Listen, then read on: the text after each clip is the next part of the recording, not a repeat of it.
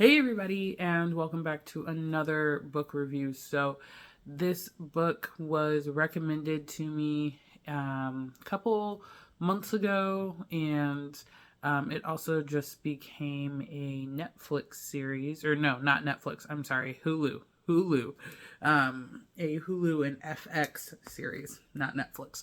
And that book is Kindred by Octavia Butler. So I just finished it. I actually read it in a day. It's a very easy read.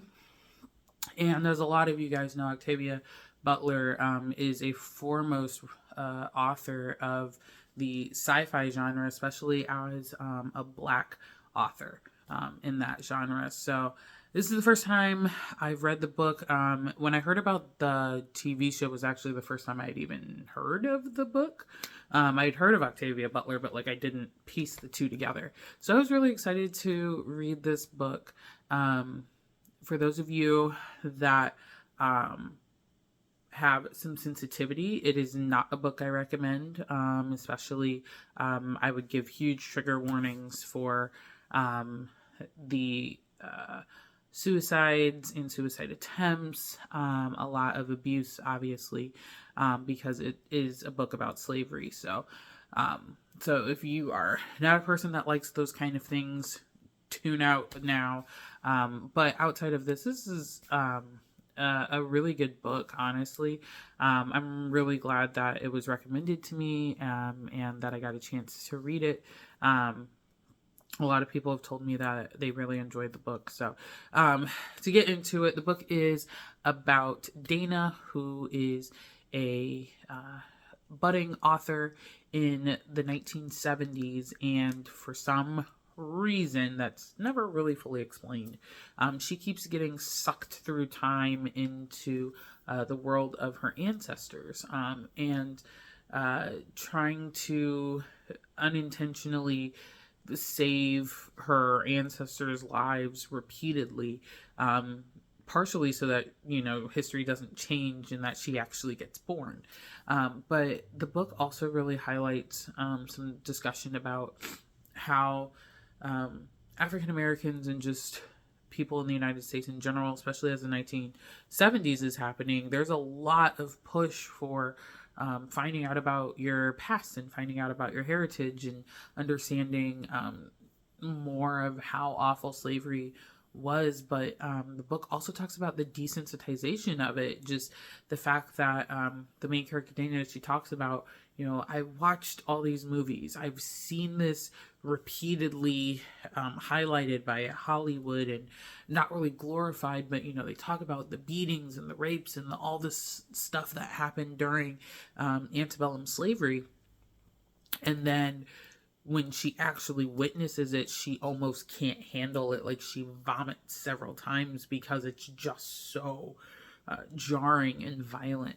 And I think that's a really fascinating discussion. Not so much to shy away from the history that is there, because it is a part of our history and it is a very important part of our history, but to also kind of highlight the fact that we have such a desensitization to this level of violence, and that is concerning, because when faced with those actual pieces of violence in reality, it is a lot harder to handle, to deal with. So I just thought that was a really interesting point that I feel like still holds true to today, because as we all know, I am a person, and if you don't know this, kudos, you get to find out things about me. But I'm a person, I don't like watching a whole lot of stuff that has a lot of excessive violence, gore, sex. It's just not my thing. I don't get a thrill out of it. I don't enjoy watching it. There's in my opinion, as a person that has studied performance and the art form of theater and drama and acting quite extensively, I just very rarely see a reason or a need for it in most television shows. I think there is a level of violence that doesn't need to be graphic. That's my big thing. I don't like when it's excessively graphic and gory. I have limits, and even my limits have extended over time, like over periods of, watching different things. I do still have a limit. Let's be very clear about that. I still very much have a limit. But it physically makes me sick. And so I know that, like, in reality, like, it would be much, much worse. So anyway, I digress. The rest of the story, Dana spends, trying to just survive in slavery and in the antebellum South. And, just like the whole discussion of, we just don't know. I mean, we could read about it all day long. We talk about it all day long. None of us in modern times have any inkling of what slaves went through. And it is horrible. And we could say that it's horrible all day long. We all know this. But just her having to experience it, experience the violence, experience the pain, experience the separation of, different family members, because she even experiences it with her own husband of just, she's been gone for this extensive period of time, and how that affects their relationship and such. So it's just a really fascinating book, really interesting kind of take on things. I do give it a 3.5, partially because of time. There's some parts of it that just don't read well in modern times. Language and how we refer to people, not so much in 19th century terms, because that is in there as well. That part aside, because it's the 19th century, but there are just other pieces that for 1970s, 20th century, it's like, I feel like we were kind of past that at that point, but perhaps we were not. Those things, a little rough to kind of read through. But overall, it is a very quick read, very, not really easy read. I would never say that it's easy just because of the content and the material. But it is an easy read in terms of length. The version of the book I have actually has like a little reader's guide in the back of it, but it was only like 260 some odd pages. So again, I read it in, like, if I had just sat and read it straight through, it was probably about 6 hours.